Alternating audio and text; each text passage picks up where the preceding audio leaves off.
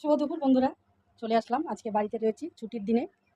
তা এই বাজারে গেছিলাম, বাজার থেকে এসে কিছু রান্নাবান্না জোগাড়যন্ত্র করেছি, তাই তোমাদের দেখাই কি আজকে রান্না করছি। চলো।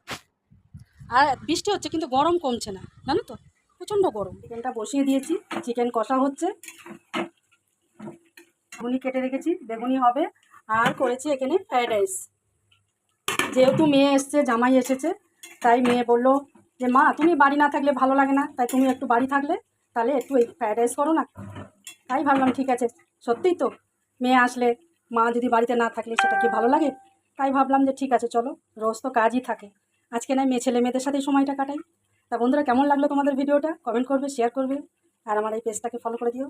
আর আমার চিকেনটা দেখো কেমন হয়েছে।